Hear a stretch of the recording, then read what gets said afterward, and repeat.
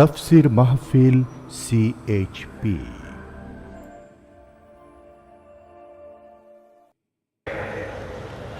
পার্শ্ববর্তী এলাকা তায়েফ 60 মাইল দূরে। তিনি সেখানে চলে গেলেন যে এখানে তো পারলাম না, দেখি ওই এলাকার কিছু লোক যদি কথা শোনে। সে এলাকায় তিনি চলে গেলেন। 3 দিন বাড়িতে বাড়িতে গেলেন, নেতাদের বুঝালেন। যার কাছে যায় সেই কয় তুমি নবী। আরে মিয়া, আল্লাহ নবী বানাবার মতো একটা ধনী মানুষ পাইলো না, তোমার মতো এতিম গরিব মানুষ আল্লাহ নবী বানাইলো কেন? বাপ নাই, মা নাই, গরিব, তোমারে কেন আল্লাহ নবী বানাইল? বিশ্বাস করি না, নওজুবিল্লাহ। 3টা দিন না খাইয়া দুয়ারে দুয়ারে ঘুরেছেন। তারপরে যখন দেখলেন যে না, এরা ঈমান আনবে না, তখন তিনি নেতাদের বললেন, আচ্ছা তোমরা তো কেউ আমার কথা শুনলে না, আমি মক্কায় চলে যাই। একটা অনুরোধ করি, আমি যে তায়েফে আসছিলাম এই কথাটা তোমরা মক্কায় পৌঁছায় দিও না, তাহলে ওরা আমার বিরুদ্ধে শত্রুতা আরো তীব্রতর হবে। এই কথাটা কইও না। ওরা ওখানে তো খবর পৌঁছাইলই, আর রাসূল যে পথে যাবেন সেই পথে যুবকদেরকে দাঁড় করাই দিল পাথর নিয়ে। আমার জীবনে একটা বার সেই রাস্তাটা দেখার তৌফিক আল্লাহ দিয়েছেন, যেখানে রাসূল অত্যাচারিত হয়েছিলেন। দুদিকে পাহাড়, দুদিকে পাহাড়, ক্ষুধার্ত নবী, রহমতের নবী, 3 দিনের না খাওয়া। যাইদ সাথে, রাসূলুল্লাহ যাচ্ছেন, যুবকেরা পাথর মারা শুরু করে দিয়েছে। ইট গায়ে মারলে, মাটি গায়ে মারলে তার এক রকমের ব্যথা, আর পাথর মারলে ব্যথাটা কি হয়? শরীর কাটতেছে, রক্ত ঝরতেছে। রাসূলুল্লাহ পড়ে গেলেন। যুবকেরা এসে জোর করে ধাক্কা মেরে জবরদস্তি করে হাঁটালো, আর পাথর মারলো, আবারও পড়ে গেলেন। আমি সেই 2 জায়গা দেখেছি, যে 2 জায়গায় বেহুশ হয়ে পড়েছিলেন। আবার জোর করে দাঁড় করে আবারও ধাক্কা মেরে হাঁটাচ্ছে। আল্লাহর ফেরেশতারা কাঁদতেছে রাসূলুল্লাহর অবস্থা দেখে। 3য়বারের মতো যেখানে তিনি বেহুশ হলেন, সেখানে ছোট্ট একটা মসজিদ আছে ভাঙ্গা। এখানে রাসূলুল্লাহ একদম বেহুশ হয়ে গেলেন, শরীর থেকে রক্ত ঝরতেছে। যখন তিনি হুঁশে এলেন, হযরত জিবরাইল বললেন, ইয়া রাসূলুল্লাহ, আপনার এই কষ্ট দেখে অসহ্য হয়ে গেছে। আমি পাহাড় পরিচালক ফেরেশতার সাথে করে নিয়ে এসেছি, আপনি অনুমতি দেন এই 2টি পাহাড়কে মিলায় দিয়া কাফেরগুলোকে পিষা মারিয়া শেষ করে দে।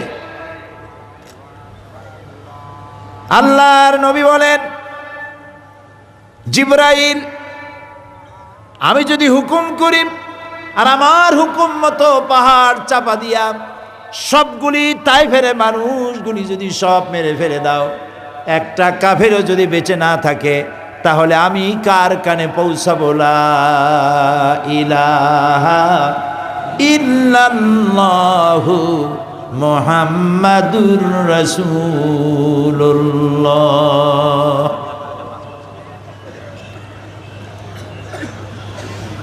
একজন লোক রাসূলুল্লাহর এই দুরবস্থা দেখে তার বাগান থেকে 1 গ্লাস আঙ্গুরের রস নিয়ে আসছে, রাসূলের হাতে দিয়ে দিল। নবী করিম সাল্লাল্লাহু আলাইহি ওয়াসাল্লাম আঙ্গুরের গ্লাসটা হাতে নিয়ে বললেন, তোমার নাম আত্তাস? লোকটি বলল, আমার নাম আত্তাস।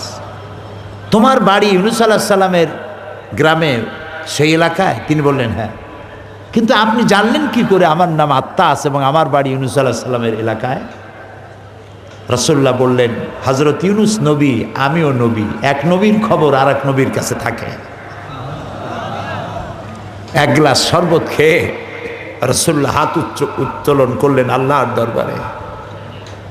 ক্ষুধার্ত, নির্যাতিত, রক্তাক্ত রহমতের নবী দুহাত তুলে বলছেন, আল্লাহ, এই কাফেরেরা ওরা বোঝে নাই যে আমি তোমার নবী, ওরা বোঝে নাই যে আমি তোমার রাসূল, ওরা যে আমাকে মারলো, এই অপরাধে তুমি এদের উপরে গজব দিও না, আল্লাহ এদেরকে হেদায়েত নসিব করে দাও। এ হচ্ছে রাহমাতুল্লিল আলামিন, সমস্ত মানুষের জন্য তিনি রহমত হিসেবে এসেছিলেন। মার দাঙ্গা করে ইসলাম প্রতিষ্ঠা করতে আসেন নাই। কি দয়া! 13টি বছর মানুষকে দ্বীনের কথা বুঝালেন, তাওহীদ বুঝালেন, রিসালাত বুঝালেন, আখিরাত বুঝালেন। এখন একটি পর্যায়ে এসে গেছে, আল্লাহ তাআলা হিজরতের জন্য হুকুম করলেন। শত শত কাফেররা রাসূলের ঘর ঘিরে ফেলেছে। জিবরাইল এসে বললেন, আল্লাহ আপনাকে হুকুম করেছেন হিজরতের জন্য, ঘুমের থেকে জাগুন। নবীজি হযরত আলীকে ডেকে বলেন, আলী, আমাকে তো আল্লাহ তাআলা হিজরতের জন্য অর্ডার করেছেন, তুমি আমার বিছানায় শুয়ে থাকো, আমার চাদরটা গায়ে দিয়া শুয়ে থাকো। হযরত আলী বলেন, ইয়া রাসূলুল্লাহ, আপনার বিছানার উপরে আপনার চাদর গায়ে দিয়ে আমি শুয়ে থাকবো। সকালবেলায় কাফেরেরা আপনার চাদর গায়ে দেওয়া অবস্থায় আমি আলীকে তারা মোহাম্মদ মনে করে তারা তাদের তরবারি দিয়া আমাকে টুকরা টুকরা করে দুনিয়া থেকে বিদায় করে দেবে। আমার তাতে কোনো আপত্তি নাই, কষ্ট নাই, বরং আমার মনের তৃপ্তি এই হবে যে আমি আলীর জীবনের বিনিময়ে আল্লাহ তাআলার নবীকে আল্লাহ হেফাজত করেছেন। রাসূলুল্লাহ চলে গেলেন। যাওয়ার সময় চতুর্দিকে কাফের দাঁড়ানো, যাবেন কেমনে? বাইরেলি তো দেখবে। আল্লাহ তাআলা রাসূল এক মুঠ বালি হাতে নিলেন, বালুগুলো হাতে নিয়ে ওর উপরে দম করলেন, ফু দিলেন, ছেড়ে দিলেন। ঘরের চতুর্দিকে যত কাফের ছিল সবগুলি কাফেরের চোখে ওই বালিগুলো চলে গেল। এরা চোখ ডলা, চোখের মধ্যে বালি গেলে কি হয়, চোখ ডলাডলি শুরু করলো। এই ভাগ দিয়া তিনি চলে গেলেন, কেউ দেখলো না। আল্লাহ রাব্বুল আলামিন পরবর্তী সময়ে নবীজিকে বলেন, ওয়ামা রামাইতা ইয রামাইতা ওয়ালাকিন্নাল্লাহা রামা। হে নবী, আপনি নিক্ষেপ করেন নাই যখন আপনি নিক্ষেপ করেছিলেন, আপনি তো বালিগুলো ছাড়িয়ে দিছেন, আর কাফেরদের চোখে বালি পৌঁছবার দায়িত্ব আমার কুদরত গ্রহণ করেছিল। হযরত আবু বকরের বাড়ি গিয়ে রাসূলুল্লাহ ডাক দিলেন, আবু বকর। গভীর রাত, এক ডাকে জবাব, লাব্বাইক ওয়া সাদাইক ইয়া রাসূলুল্লাহ, আমি হাজির। রাসূলুল্লাহ জিজ্ঞেস করলেন, আবু বকর, এত রাত্রে জিবরাইল আমারে উঠাইছে ঘুমের থেকে, তুমি এক ডাকে উঠলা কেমনে? হযরত আবু বকর বলেন, ইয়া রাসূলুল্লাহ, আপনি আমাকে বলেছিলেন হিজরতের হুকুম হতে পারে আর আমাকে সাথে করে নিয়ে আপনি হিজরত করবেন। আমি মনে করলাম নবীজি কত রাত্রে আসেন, আর আমাকে যদি দরজায় দাঁড়াইয়া ডাকাডাকি করে আর আমার উঠতে যদি দেরি হয়ে যায়, নবীজির সঙ্গে বেয়াদবি হয়ে যাবে, এইটা মনে করে আপনি আসা পর্যন্ত আমি এই দরজার সঙ্গে পিঠ লাগাইয়া দাঁড়াইয়া ঘুমাচ্ছিলাম। হযরত আবু বকরকে সঙ্গে করে নিয়ে রাসূলুল্লাহ মিসফালার ভিতর দিয়ে জাবালে কেদোয়ার উপর দিয়ে গাড়ে সরে চলে গেলেন। সূর পাহাড়ে ছোট্ট একটা জায়গার মধ্যে, একটা খুপড়ির মধ্যে, একটা গুহার মধ্যে তিনি আশ্রয় নিলেন। কাফেরেরা খুঁজতে খুঁজতে জায়গায় চলে এলো। একজনে বলল ওর মধ্যে আছে, আর একজনে কয় নাই, একজনে কয় আছে, আর একজনে কয় নাই। হযরত আবু বকর বলছেন, ইয়া রাসূলুল্লাহ, আমরা তো ধরা পড়ে গেছি। সূরা তাওবার মধ্যে আল্লাহ তাআলা বলেন, ইয ইয়াকুল লিসাহিবিহি লা তাহজান ইন্নাল্লাহা মা'ানা। যখন তিনি উদ্বিগ্ন হয়ে পড়েছিলেন, রাসূলুল্লাহ বললেন, লা তাহজান, হে আমার সাথী, ভয় পেও না, আমরা মাইনরিটি নই, আমরাই মেজরিটি, কারণ আল্লাহ রাব্বুল আলামিন আমাদের সাথে আছেন। নবী করিম সাল্লাল্লাহু আলাইহি সাল্লাম এইখান থেকে রওনা করলেন মদিনায়। দিনে রাতের বেলায় চলেন, দিনে আশ্রয় নেন, কখনো উঠে কখনো হেঁটে। এদিকে সোরাকা, সে বহু টাকার পুরস্কারের বিনিময়ে রাসূলুল্লাহর পিছনে ধরেছে। কত বড় রহমতের নবী দেখুন। যেতে যেতে 100 লাল উট পাবে সে। এই লাল উট পাওয়ার লোভে পিছনে পিছনে দৌড়াচ্ছে, পেয়ে গেছে, পথিমধ্যে পেয়ে গেছে। রসুল্লাহকে ধরবে, সোরাকা লক্ষ্য করলো তার ঘোড়ার পা মাটির নিচে দেবে যাচ্ছে। রসুল্লাহ পিছনের দিকে তাকালেন, সোরাকা বলল, মুহাম্মদ বলেন সাল্লাল্লাহু আলাইহি ওয়াসাল্লাম, আমি মাপ চাই, আমারে মাফ করে দেন। রসুল্লাহ বললেন, মাফ করে দিলাম, ফিরে যা। সোরাকা ওর ঘোড়ার পা উঠে আসলো মাটির উপরে, চিন্তা করলো 100 লাল উট, অনেক দাম, এগুলি পাওয়া যায় না, দুষ্প্রাপ্য, পাইলে পরে বহুত দাম, এটারে শাড়ি কেমনে। আবার পিছনে লেগেছে, আবার যখন কাছাকাছি গেছে, ঘোড়ার পা 4টা একসাথে ডাবা শুরু হয়ে গেছে, মাটির নিচে দেবে যাচ্ছে। এ কুদরত কার? এ কুদরত কার?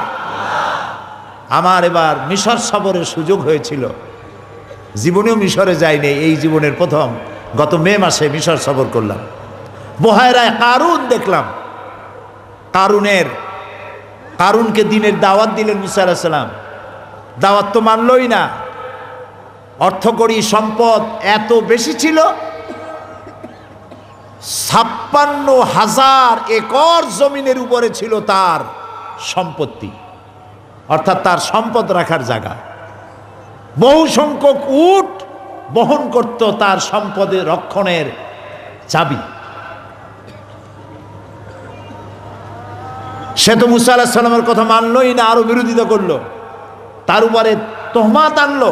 আল্লাহ গজব দিলেন, সূরা কাসাসের মধ্যে আল্লাহ তাআলা বললেন, আল্লাহ তাকে গজব দিলেন, তার সম্পত্তি এবং তাকে শুদ্ধ মাটির নিচে দাবা শুরু করে দিল।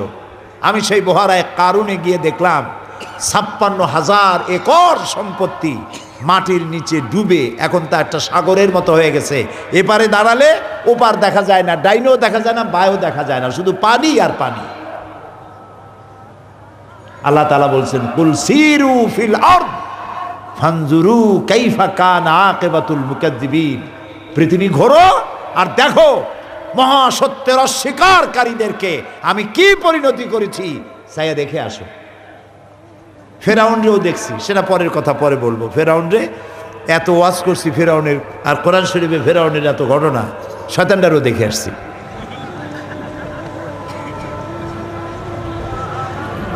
সোরাকার পা ডেবে যাচ্ছে মাটির ভেতরে। এবার বলছে, হুজুর আমি মাপ চাই, আমারে মাফ করে দেন। রাসূলুল্লাহ বললেন, মাফ করে দিলাম, ফিরে যা। দেখছেন রহমত কারে বলে। তিনি কিন্তু তখনও কিন্তু বলতে পারেন, তুই ডাবিয়ে যা, শেষ হয়ে যা, আমরা ওলি তো করতাম, তুই মর।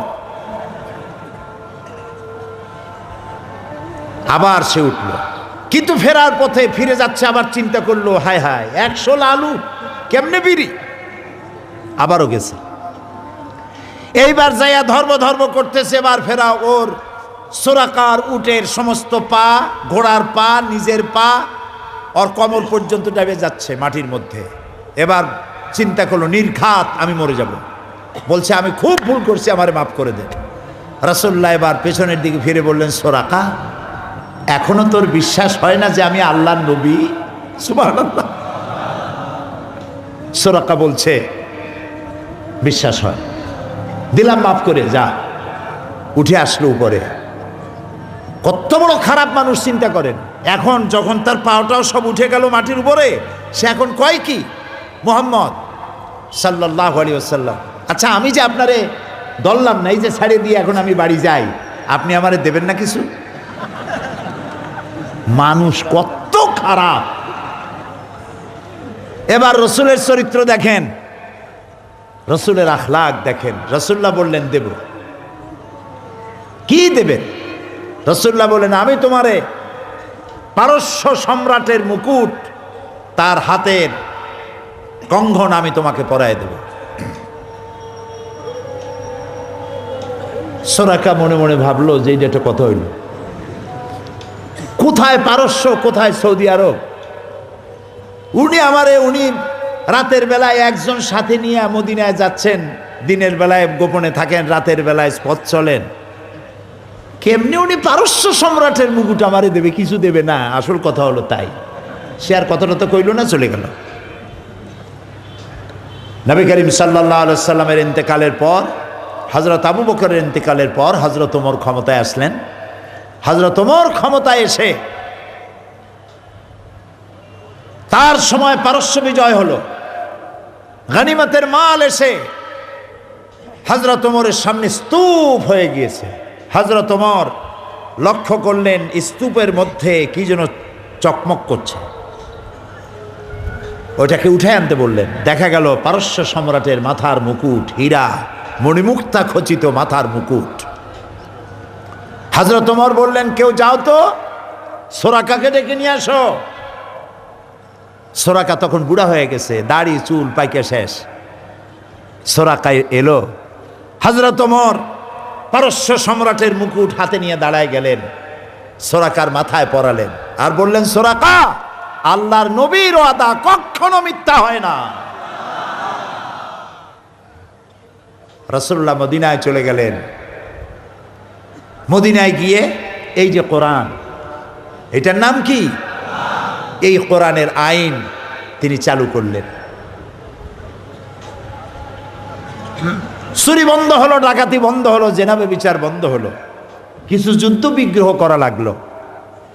আপনারা বলেন, আমাকে সাক্ষী দেন, রাসূলুল্লাহ ইচ্ছে করে নিজের থেকে একটি যুদ্ধ করেছেন? কাউকে গোপন আক্রমণ করেছেন? সাহাবী পাঠায় দিয়া কোনো গ্রামের পর গ্রাম জ্বালায় দিয়েছেন? ক্ষমতা ছিল নাকি ছিল না? ছিল। মদিনায় আসছেন, এখন তো রাসূলুল্লাহ শুধু রাসূল না, একদিকে তো রাসূল আর একদিকে প্রেসিডেন্ট, রাষ্ট্রপতি। বদর করলেন, বদরের বিজয় হলো, ওহদের পরাজয় হলো, হুনায়ন হলো, ইয়ারমুক হলো। একটি যুদ্ধ অফেন্সিভ ছিল না, সবগুলি যুদ্ধ ছিল ডিফেন্সিভ, প্রতিরক্ষামূলক, প্রতিরোধমূলক। আজ সময় এসেছে মক্কা দখলের। রসুলের সাথে আজ 10,000 সাহাবী। কয় হাজার? কয় হাজার? প্রত্যেকের সাথে তরবারি। চলে গেলেন মক্কায়। মক্কায় গিয়ে মক্কার বাইরে পাহাড়িয়া এলাকায় তাঁবু স্থাপন করলেন। বললেন, পায়খানা বানাও খুবই কম, চুলা বানাও অনেক বেশি। আবু সুফিয়ান শুনতে পেল মুহাম্মদ সাল্লাল্লাহু আলাইহি ওয়াসাল্লাম মক্কা দখল করার জন্য এসেছেন। গোয়েন্দা বিভাগের লোক পাঠাই দিল, যাও তো কত লোক আসছে গুনে আসো। সন্ধ্যা রাত থেকে তারা গোনা শুরু করলো, গুনতে গুনতে রাত শেষ হওয়ার আগে ফিরে আসলো। এসে বলল, আবু সুফিয়ান, মানুষ যে কত তার গুনবো কি? চুলা গুনতে গুনতে রাত শেষ। আবু সুফিয়ান ভীষণ অসন্তুষ্ট হলো, ছাগল কোথাকার পাঠাইলাম, মানুষ গুনতে গেছে চুলা গুনতে। যুদ্ধ হলো কৌশল, প্রতিপক্ষের চোখে ধাঁধা লাগিয়ে দেওয়া। আরেক দল পাঠালো, আচ্ছা দেখো তো, সকালবেলা যাও। এখন সকালবেলায় পায়খানায় কার না যাওয়া লাগবে? ন্যাচারাল কল, যেতেই হবে, যেতেই হবে, মাপ নাই। বাঘের ভয় টয় ভুলে যায়, যাওয়াই লাগবে। এখন পায়খানা কম, প্রত্যেক পায়খানার সামনে বিরাট বিরাট কিউ, বড় বড় লাইন। সকালবেলা যারা গিয়েছিল তারা ফিরে এসে হতাশ হয়ে বলছে, আবু সুফিয়ান, আরে মানুষ গুনবো কি? পায়খানার সামনে যে লাইন, ওই লাইন গুনতে গুনতেই তো বেলা উঠে গেল। আবু সুফিয়ান খুব বিরক্ত হয়ে গেল যে আমার নিজেরই যাওয়া লাগবে, এগুলো দিয়ে কাম হবে না। নিজে গেছেন। তারপরে পাহাড়ের এক কোনায় দাঁড়ায় দেখতেছে 10,000 লোক কি চারটিখানি কথা? প্রত্যেকের হাতে একটা করে তরবারি, সূর্যের আলোতে চকমক করতেছে। ইত্তাবসারে হযরত আব্বাসের সঙ্গে দেখা হয়ে গেছে। হযরত আব্বাসকে দেখেছে, তার কলজে কাঁপে উঠছে। আবু সুফিয়ান হাসি মুখে, ওই এক পদের বিপদে পড়লে মানুষ ভয়তে পড়লে যে একরকম হাসি দেয়, হাসিটা হাসির মতো হয় না, খানিকটা ভেটকির মতো হয়।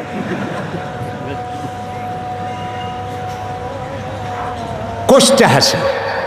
একটু হাসি দিতে গিয়ে বলছে, আব্বাস, তোমার ভ্রাতুষ্পুত্র তোমার ভাইয়ের ছেলে তো বড় বাচ্চা হয়ে গেছে, এত লোক নিয়ে আসছে।